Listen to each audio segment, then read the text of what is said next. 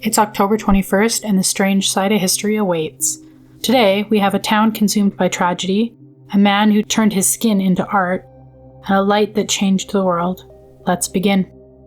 On October 21st, 1966, in the quiet mining village of Aberfan, Wales, awoke to a grey, rain-soaked morning, unaware that in minutes their world would be swallowed whole. High above the town loomed a mountain of coal waste, a black scar left by decades of mining. Days of relentless rain had soaked the unstable pile until, at 9:15 a.m., it began to move, slowly at first, then all at once. A wave of liquefied black sludge, nearly 40 feet high, roared down the hillside, faster than anyone could run.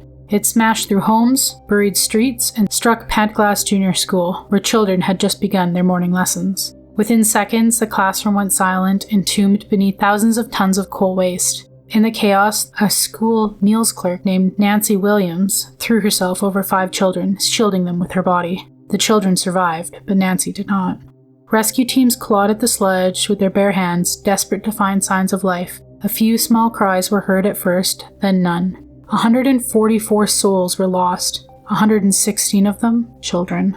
The tragedy at Aberfan wasn't a natural disaster, it was man-made, born of neglect and ignored warnings. In the aftermath, Britain changed its laws on mining and waste forever. But for those who lived through the morning and the sound of the mountain falling, that silence after would haunt them for the rest of their lives. The town school lay in ruins, a heartbreak made heavier by the knowledge that it could have been prevented. Countless lives were lost and only 24 survived. Among them were the 5 children saved by Nancy's final act of courage. This is something no family should ever have to bear. On October 21st, 1849, a curious crowd filed into a dimly lit Franklin Theater in New York City, drawn by a poster that promised something they'd never seen before: the tattooed man, covered head to toe in strange markings of savage origin. On stage stood James F. O'Connor, a man whose entire body was a living canvas of symbols and faces, intricate lines, serpents, eyes, and patterns that twisted across his skin like living things. He claimed he had been shipwrecked years earlier, captured by islanders in the South Pacific, and tattooed as part of an ancient ritual. The audience listened, transfixed and uneasy. The gas lamps flickered, throwing orange light over the stage, and that's when someone swore they saw it. The tattoos began to shift, to move beneath the skin, crawling like shadows alive. One woman fainted, and another insisted she saw a pair of eyes on his back blink.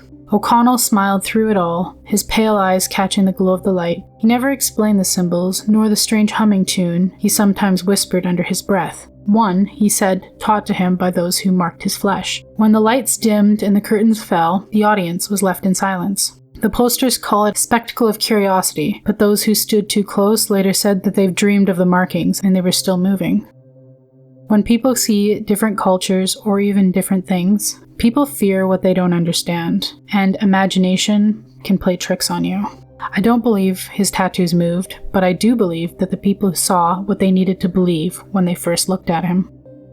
On October 21st, 1879, the darkened lab at Menlo Park, New Jersey, pulsed with a strange anticipation. For months, Thomas Edison and his team had been chasing something that bordered on impossible, a way to trap light itself into a glass bulb. The air smelt of metal, sweat, and burnt filaments. More than 1,200 experiments had failed. Copper, bamboo, platinum, each filament snapping, burning, and dying too soon. But that night, something changed. Edison carefully sealed a thin cotton thread, blackened by carbon, into a vacuum bulb. He flipped on the switch and waited. At first, it was only a faint orange shimmer. Then, light. A soft trembling glow filled the darkness, casting a long shadow across the cluttered lab. The men stared in silence, and the walls alive with the ghostly reflections. The bulb burnt for 13.5 hours, a fragile sun suspended in glass. Edison had done it. He had turned night into day. Some witnesses claim that when the light flickered out the next morning, the room felt colder, as if the night had been waiting patiently and angrily to reclaim what had been stolen. That was the moment the modern world began, and the shadows learned to live with the light. Edison illuminated the world, a brilliance that felt like sorcery, born from a force few could grasp, yet even the brightest light leaves its shadows. Like your history snack-sized? Drop us a comment with your favorite bite and subscribe. Join us daily for your eerie dose of the past.